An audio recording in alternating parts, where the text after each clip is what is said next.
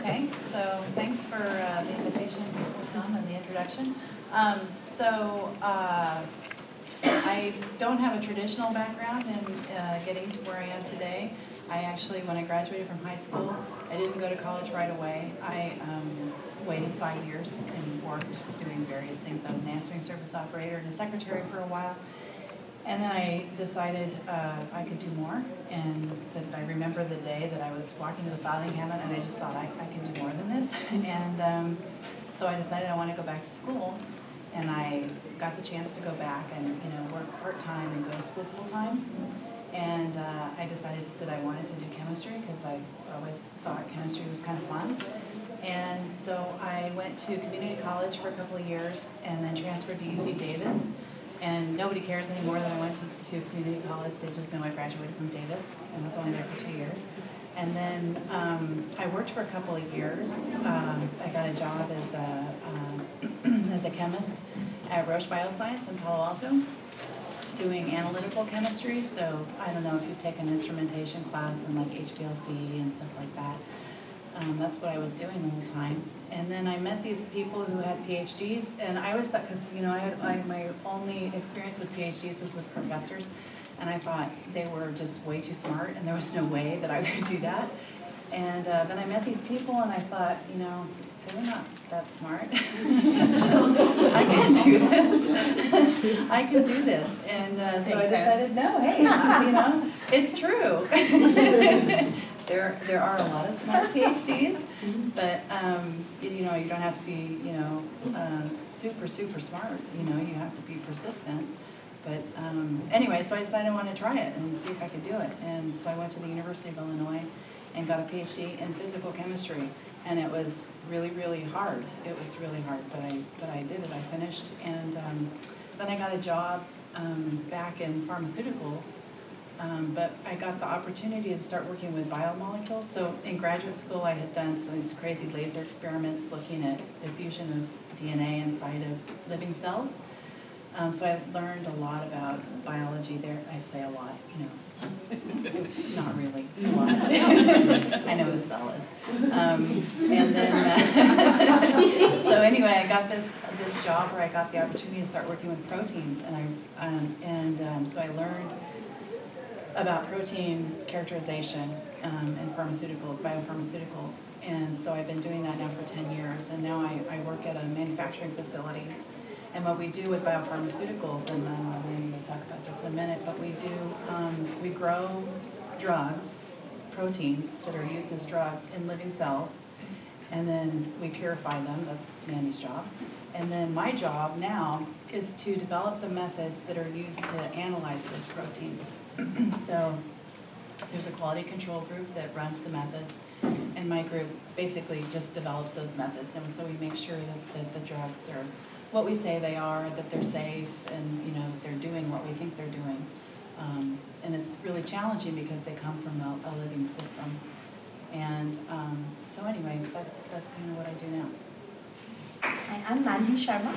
I grew up in India, and I almost remember the day when I actually decided I want to get into life sciences. And my parents both are chemical engineers, actually computer engineers. And to them, biology only meant becoming a doctor. If you like biology, go become a doctor. And in my high school, I got exposed to genetics and genetic engineering. And I started saying I want to be a genetic engineer, and I want to become a scientist and do work related to microbiology and genetics.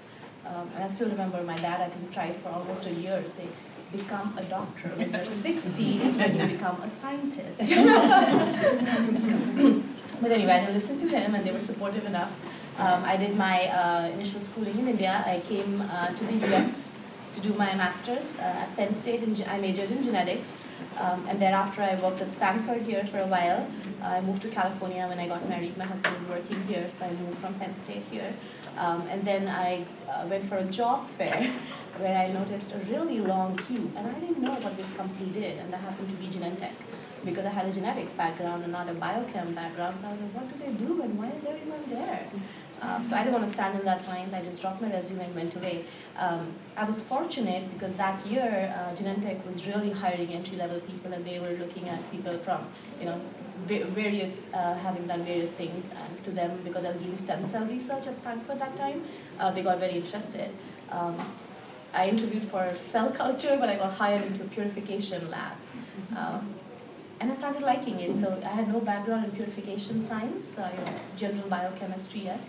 And I started enjoying it. So I stayed with Genentech for 8.5 years and then I moved to India back for 2 years, where again I did purification science. I led one of the late stage purification science group there. Late stage only means it's closer to the market. The drug is getting closer to being a commercial product versus doing primary research. So like Sarah said, we grow the cells, and then the cells not only produce what is the drug, but also a lot of crap that comes with it, which you don't want, and that comes to us, which is purification science or protein science, like it is in my current company, Boehringer Ingelheim, where we purify it, and Sarah's group actually tests and makes sure that we've done a good job purifying the protein. And that's how it makes it to the market. It takes years, especially in what we are developing, which are mostly biologics targeting cancers. It takes years for it to become a commercially marketed process. So we have the same product in our hand for 10 to 12 years to develop that. Yeah, that's what I do. So my name is Jennifer Busman, and I am a STEM Web Services librarian here. I started my career at college at Cal Poly San Luis Obispo, just down south a little bit. And at Cal Poly, you have to declare your major upon getting in, or really to get in, I guess. And so I chose math, mostly because that was the easiest subject for me in high school. But I quickly discovered that was not the easiest subject for me in college. And there were many times where I thought to myself, what am I doing? But they set you so up, you're kind of ingrained and you're kind of going along in that path. So I continued to pursue math. And there were many aspects to it that I loved and that I did enjoy.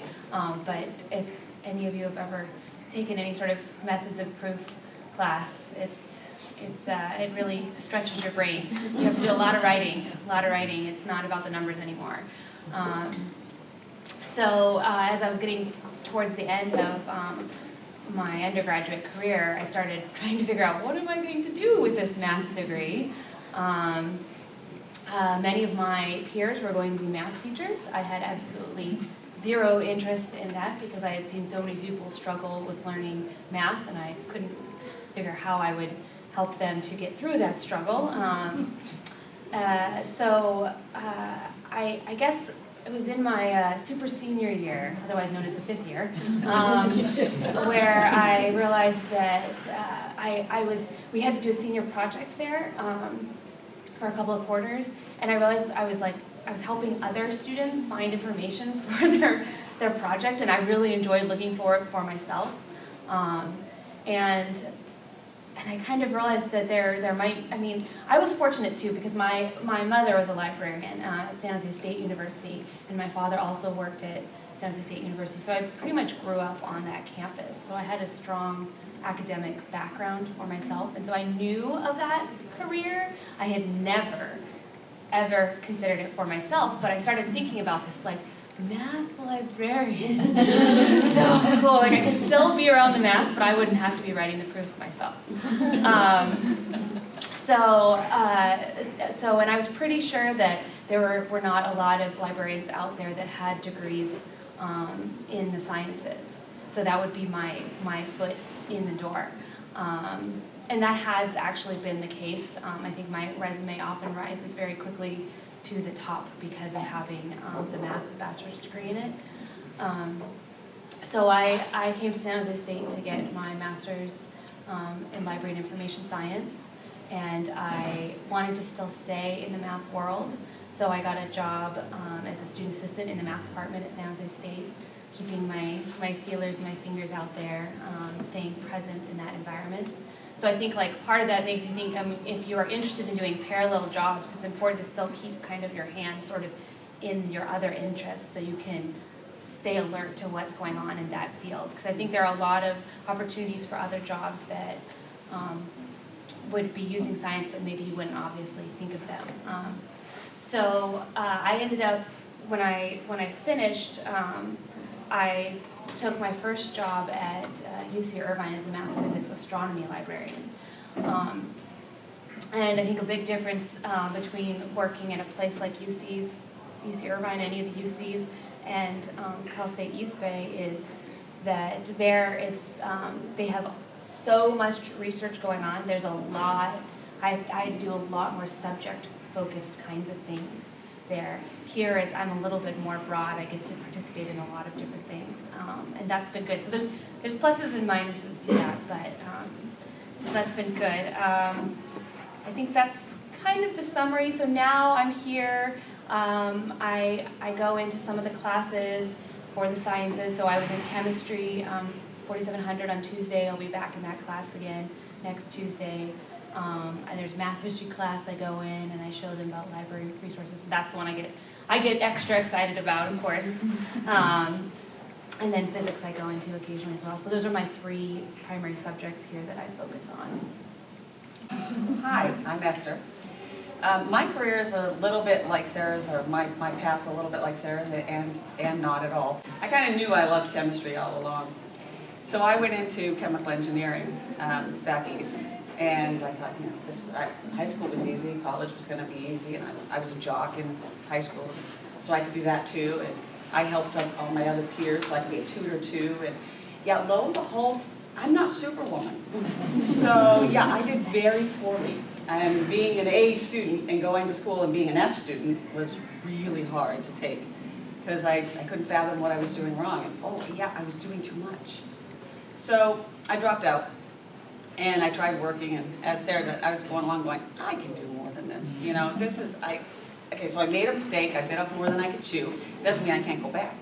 So I went back and I went to the, I'm like her, I didn't put a lot of thought into it. I walked into a local college and I said, just give me the hardest degree you've got, I don't care what it is. And they said, well, we're a business school. And I said, okay, what's hard? Finance and accounting. Accounting sounds boring. Finance sounds fun. Give me a finance degree. Okay, what else can I take? You could get a minor. Okay, I'll do finance and psychology. All right, cool. So I graduated with honors, with a degree in business administration, concentrating on finance and minor in psychology, and I played softball. Yeah, unless I'm going to work on Wall Street, that was kind of useless. Except for the fact that I got a degree. So at the time, I took that degree and I just got whatever job I could get, and I thought, well, I'll make it. I'll figure something out. I'm that girl. I'll figure that out. So anyway, I got a job, and I happened to run across one of the guys I had engineering class with, mechanical engineering, and I had been helping him in mechanical engineering. He was working for this new industry called networking, computer networking. And so lo and behold, I got into computer networking, and I worked on that really well. I got promoted, I got to travel the globe, I got to go to Japan, I got to go all over the world, and I was having a ton of fun and really enjoying that career. So lo and behold, I got recruited to come out here to Silicon Valley, and I worked for a startup out here in Silicon Valley. And unfortunately, some of you may not remember, but September 11th happened. And many of my friends and I all were suddenly out of work, as well as traumatized with all of us having personal losses in that situation. I thought, well, wow, this is an opportunity for me to make a life change. Something's telling me that I need to make a change.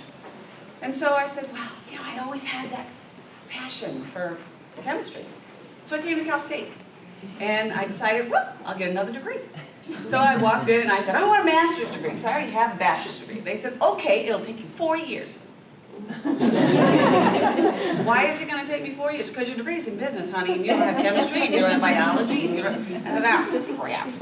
Well, all right, so if I'm going to do that, well, I might as well do 2 years, get a second bachelor's, which I did, and then I'll stay on and get my master's.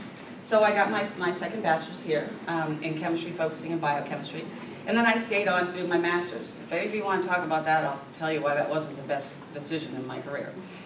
So while I was here, I had the opportunity to teach. Well, of course, I fell in love with teaching, and I taught the regular Gen Chem. I taught quantitative analysis, instrument, protein techniques.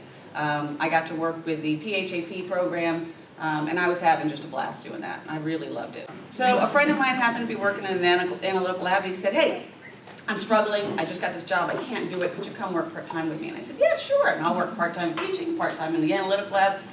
And wow, did I love working in the lab. It was an instrumental lab. I got to work on so many different instruments, and I could talk about those instruments at another time, but you know, to rattle off acronyms, which us scientists love to do. There was FTIR, there was ICP, there was XRF, there was Carl Fisher titrations. I don't know if you remember your organic chemistry, but there was just everything. I was doing all kinds of really cool things, and so when the company offered me a full-time job, I said, no grading. Yeah, okay. So I worked in analytical for a while, had a great time there, but I was in a small company and I was already kind of at the top and I wasn't going to go anywhere. So another opportunity came up for me to take over an R&D lab and do analytical chemistry in the R&D lab, so I took that opportunity. The risk there was it was a startup company, and unfortunately startups are volatile. They're lots of fun, but they're very risky. So unfortunately that company is no longer in business anymore. And so, so I was looking for another opportunity, and lo and behold, I got a call to come into sales, instrument sales, because they wanted someone who had the analytical experience I had, but was obviously very shy and introverted. So, so I apparently fit the bill, and I start there May 4th. So I would study chemical engineering, and I did that probably because, I mean, for the same reason you guys picked a degree in sciences, because I like math and chemistry and physics and biology.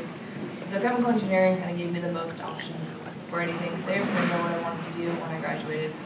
And then my senior year in college, I started working in a green energy lab at a professor at school, and she was studying fungus and anaerobic fungus that could turn plant material into methane or something that other bugs could eat and turn into gas or anything you can use. So I thought that was really interesting, and so I looked that direction after college.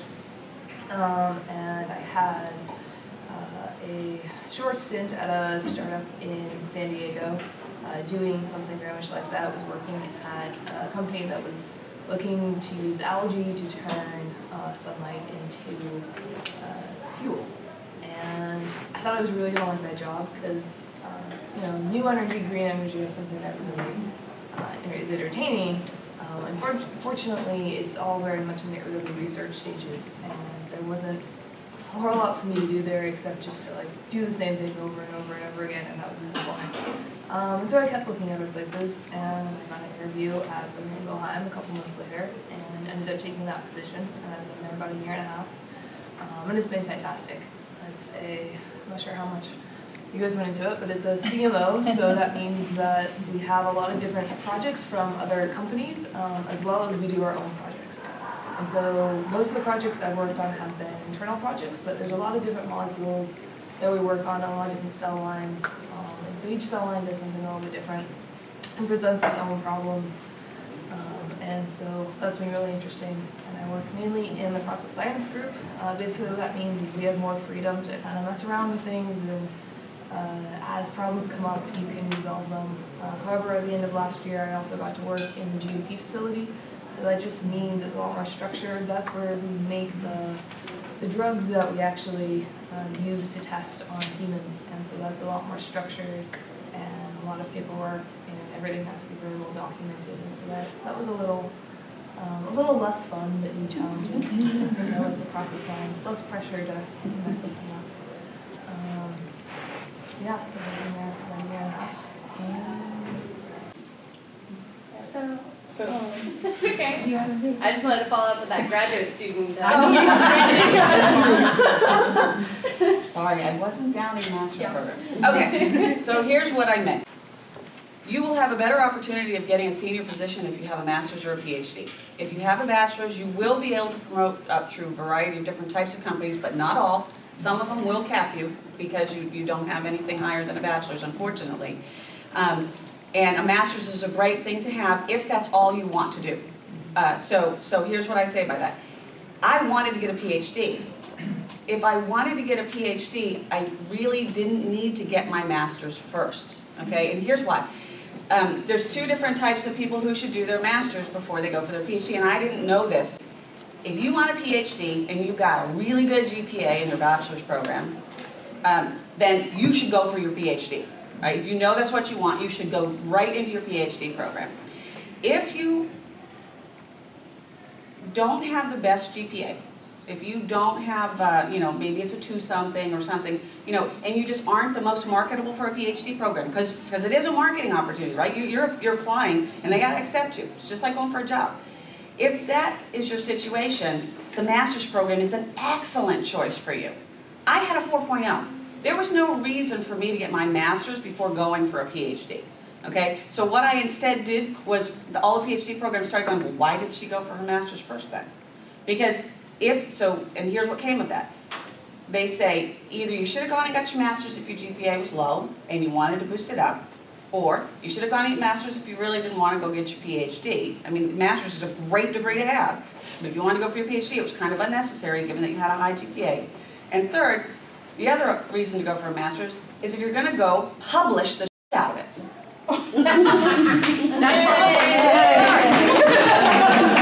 Publish a lot of papers, because what they said to me then was, well, fine, you had a 4.0 and you went for your master's, did you at least publish a lot of papers? No, I published 1.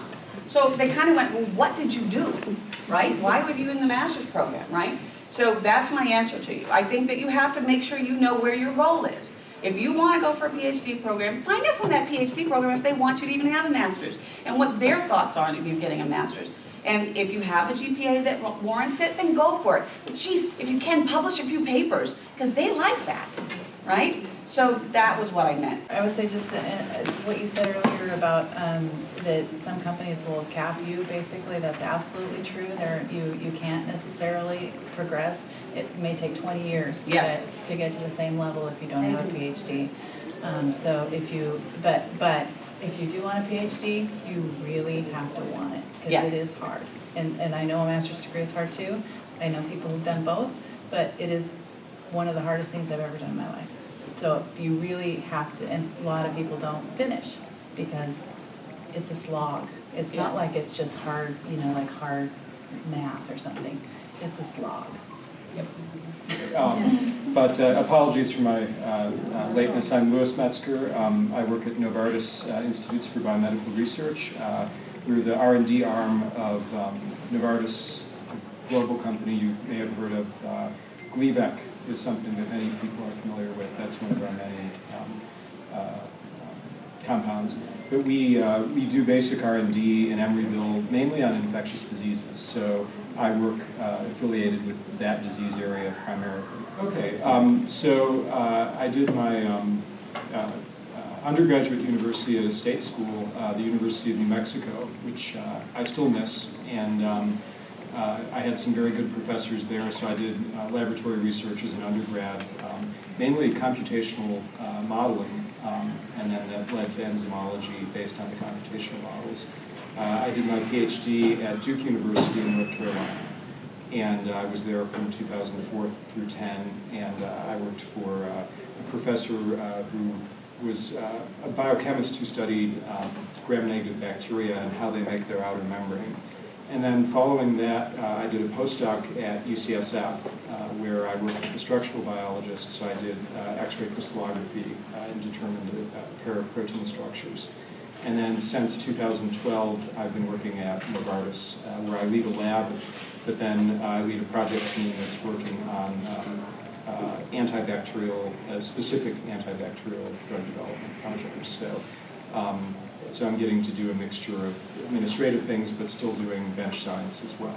So, and if any of you have questions about how you can optimize that balance in your career, it's an important question. Do you want to spend your time, in the lab mostly? Do you want to be doing administrative work mostly and grand strategic work regarding projects? Or do you want to have some sort of balance, and how do you maintain that balance? This is a question that I haven't fully figured out for myself either, but we can discuss this too if you're interested. But anyway, that's my background. So with networking, so I'm in grad school and I've been trying to apply to PhD programs and I haven't gotten in, and so I've been trying to do all this stuff, like I've been studying for the GRE again, blah, blah, blah. But now I'm like, I feel like giving up, and so my dad's like, network, and LinkedIn, and so like, what do you do on LinkedIn? Like, how do you network like that? Is that okay to ask? Are you talking about you networking to get into grad school, or to No, I don't know. To get a job? Yeah, a job, and and like decide not to go to pursue. Yeah, because I mean, like, a lot of you guys have backgrounds in like small science, like, you know, molecular, bio, fungus, like, you know, and my background is more like neuroscience. So like, how do you like know? Can they like overlap, or you know, how does that work? So when I was unemployed, my husband and I were living in San Diego. He had a job in the Bay Area 4 or 5 years ago, and we moved up here, and I was unemployed for a year. And I had already had experience, so I mean, it's hard even for somebody who has. I had a network, and I had worked in the Bay Area previously. But I used LinkedIn a lot when I was looking for my job, because if I see a job, I'm not looking for a job now. If I saw a job on LinkedIn, if I saw a job, I would look at my net, see if I knew anybody who knew anybody at that company, and then you can get your resume often to the hiring manager directly. So, because what happens is, you all know, you put your resume in on the website, and it's like a black hole. You have no idea if anybody's seen it. Yep. But this way, at least you know somebody has looked at it. And if you don't get an interview or call, that's fine, but at least you know somebody's looked at it, and they can maybe vouch for you. If it was a friend of a friend. I mean, I had that happen a couple of times. It doesn't have to be your direct person. It tells you, you know this person who knows this person at that company. So, yeah.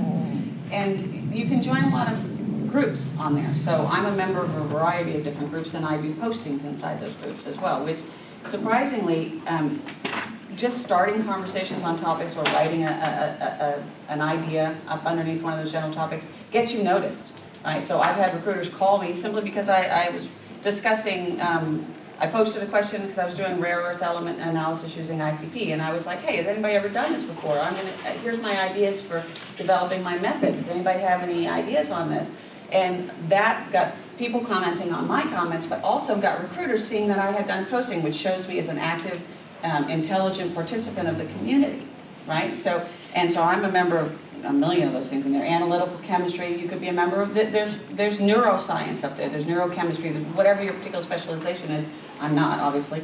And you can join up to those groups, and you can read what other people have posted, right? And you can comment on what other people have posted, and you can make your own postings. And I think that's a wonderful way to get involved in your specialization, if you will.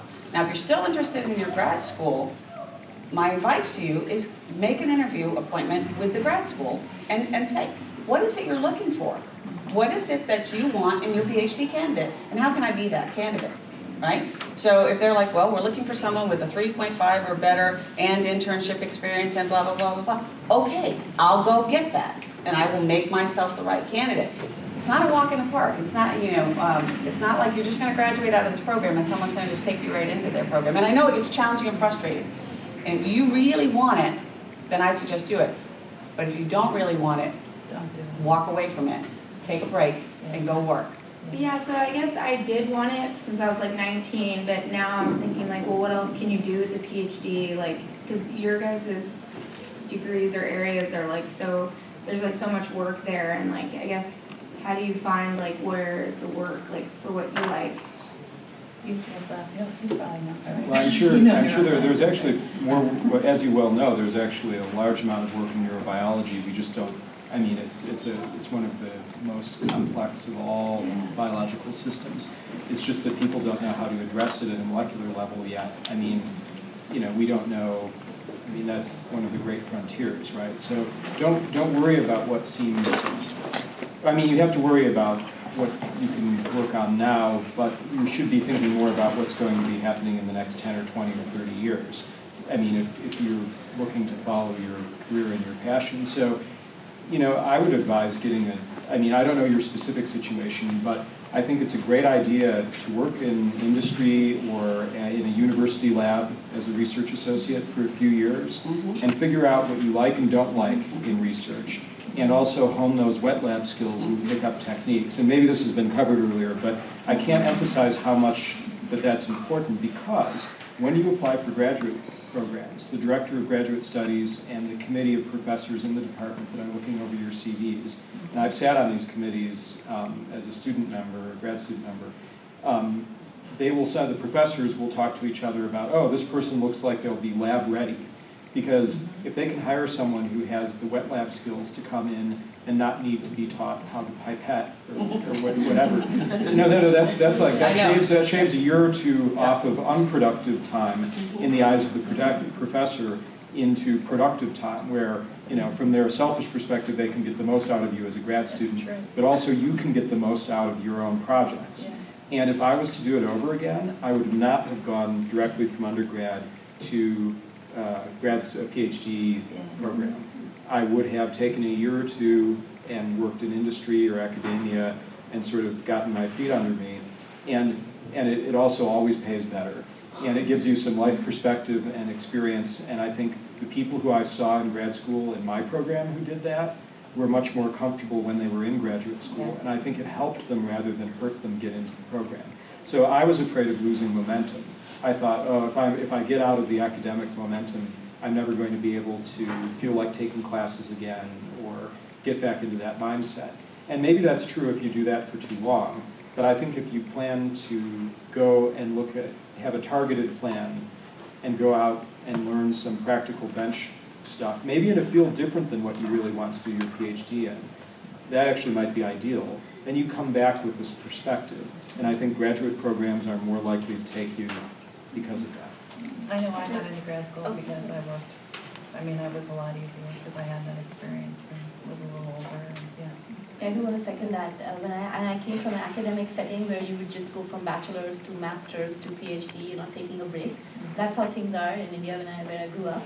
So I went for master's without thinking, and then from master's I got a scholarship for Penn State for a PhD, and again got into it. And I think 2 years into the program, 2.5 years, I was in a partner lab at Rutgers State University when I realized the first guy graduating from that lab has taken 8.5 years because this was a degree in yeast genetics. We were doing gene silencing, and it just takes that long to even publish 2 decent papers, publications. So at that point, I think I started thinking, I said, yes, I like it, but can I do it for 8 years? No. I know it's really hard, and it depends on what field you get into. And more than that, depends on what you want to get from that degree. If you do want to target getting into the industry and do something different, then maybe a thesis-based master that does teach you enough may be appropriate. If you want to stay in academia or get into basic research, even in the industry, then a PhD is a must. Yeah. That's been my experience. When I was in my senior year, when I was doing research with the professor, that's when I kind of figured out that I might want to do a PhD program. And I didn't apply for anything during my senior year because I didn't really feel like I had a good resume or to market myself to get into a program that I wanted to get into. And looking at a lot of my friends that went, they just kind of picked a school with a good reputation, and then you just kind of figure out who you're going to work under and what your field is going to be later.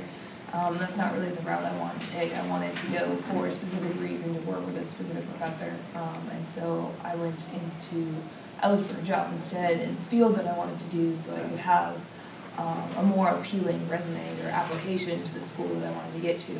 And you can use your work to still do research. So I was able to get on a project where I got a poster out of it that I was able to present at the ACS conference in Denver last month, and I'm hoping to write a paper on it as well.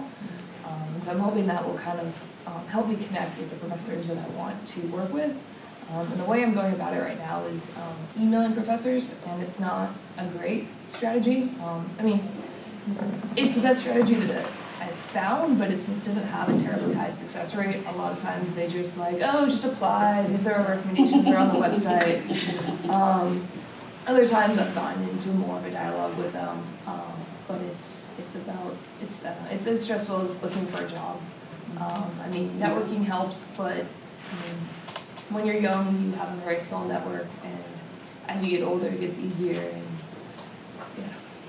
It's easier and it gets harder. One of the few things that gets easier with age. Yeah, right, the networking is going. So to end your question, I think if they probably told you about informational interviews, and you probably went, yeah, right, because it's the scariest thing to do, to call someone and say, can I have some of your time to just talk, right? But it is one of the greatest things you could do. And these internships we're talking about, is actually get out there, because you've been reading books, and you think, I want to be this, I want to be that. And lo and behold, when you get out there, you may hate that, right? And the only way to know that is to go out and talk to people who do it, informational interviews, do it, internships, right?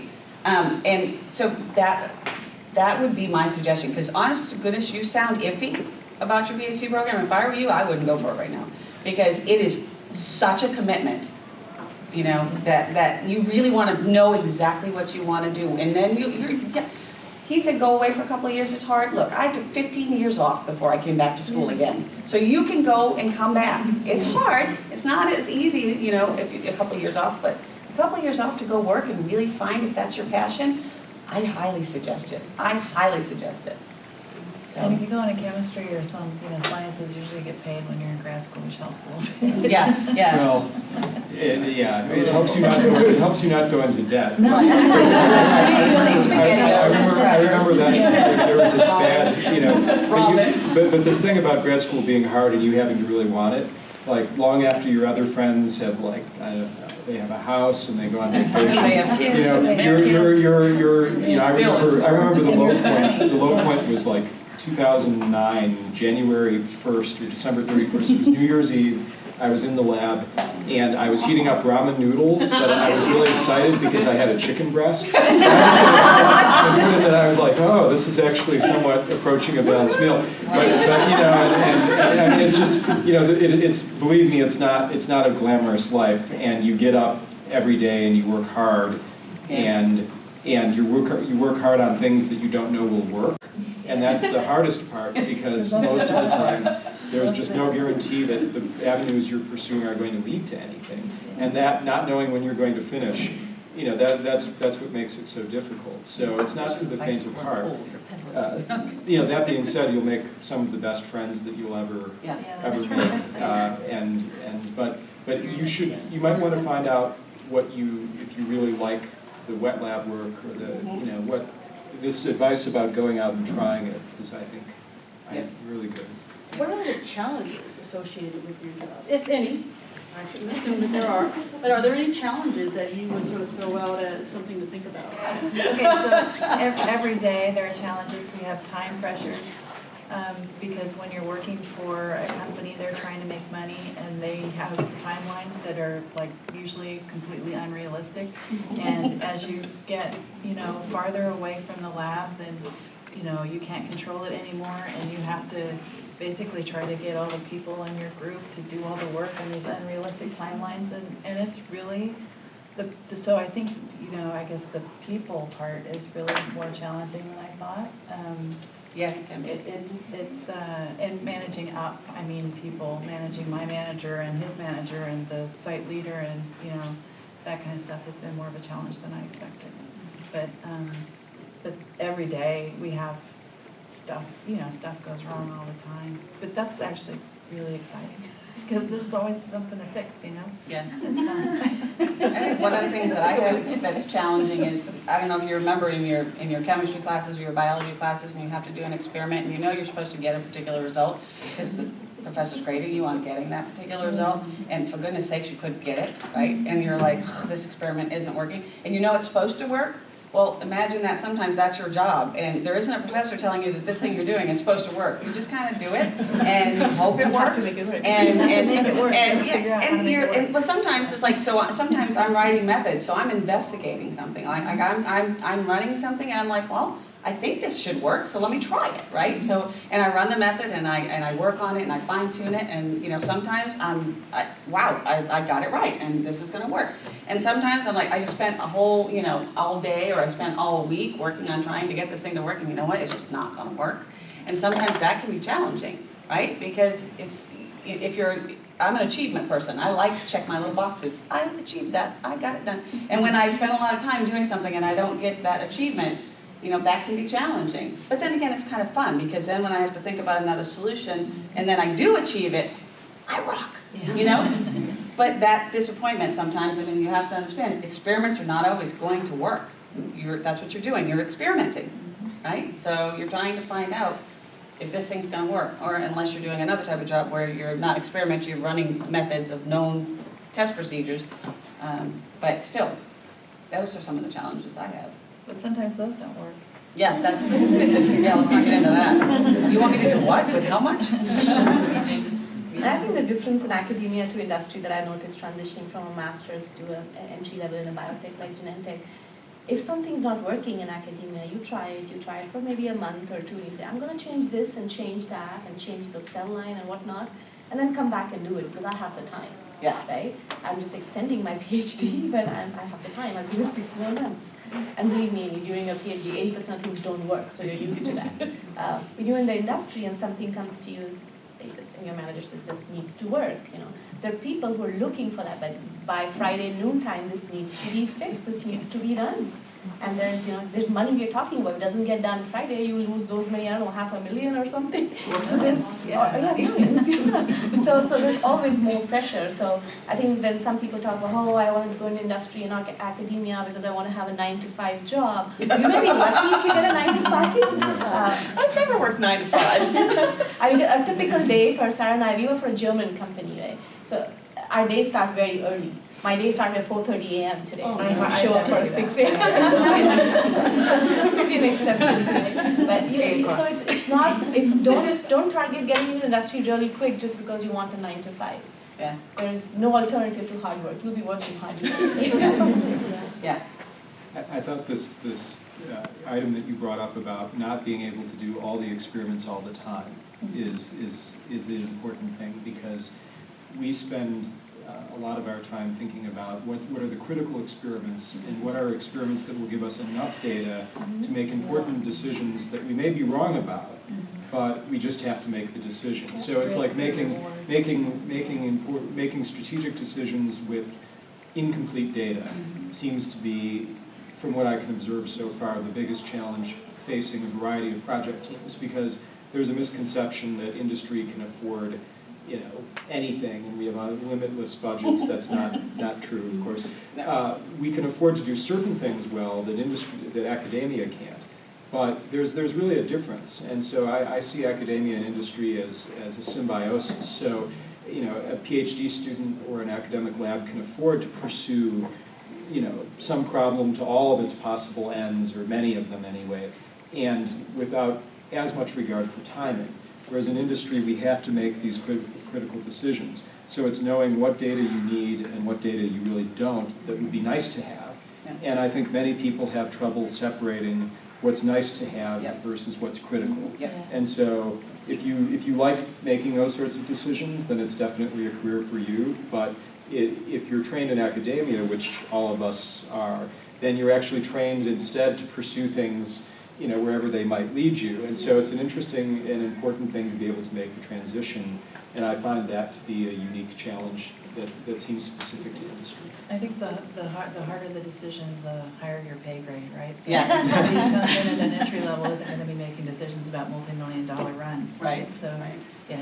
Well, that's what I was saying. He brings up two things Yeah. that make me think of this. One thing he mentioned about the difference between academia and industry is the difference is, the old archaic instrumentation you're working on versus the nice, pretty, shiny stuff. I mean, that's one of the differences, right? So in industry, we do get the nice, pretty, shiny stuff. I actually worked for a company where the guy wanted to order an instrument just because it matched in color. But anyway, so that's one of the differences, right? So hear this. Right. So that's one of the differences. But the other thing is, listening to all of us talk, keep in mind some of you may not want to do the stuff that we do, and there are jobs for people who don't want to spend the opportunity doing all of this heavy-duty research or experimentation, making all these hard decisions. The great thing about science is you could even go in and work doing buffers. You can work in a lab where, and there's nothing wrong with that. Because I thought about when we were laughing about the 9 to 5. We don't work 9 to 5 jobs, but there are people who do work the 9 to 5 jobs. They go in and they're support staff, and it's that's a perfectly legitimate job. If you love science and you're okay with doing repetitive, kind of. I don't want to say mundane because some people think that sounds like a bad word, but it just means, the same thing. If you like that, if you just want to go in, there are jobs like that. Genentech has them, Roche has them. Everybody has group who do that. I mean, Yeah. you have to have. You have to have that support staff, and there's absolutely nothing wrong with that. You get to go in, you do your job, and you go home, and that's okay. But if you're looking for that, the one where you got to use your brain and you got to troubleshoot and you have to deal with the failure, too, right? then that's the one we're talking about. You're not gonna work the 9 to 5, and you're gonna be late to a meeting that you committed to, and you're gonna have all this other stuff.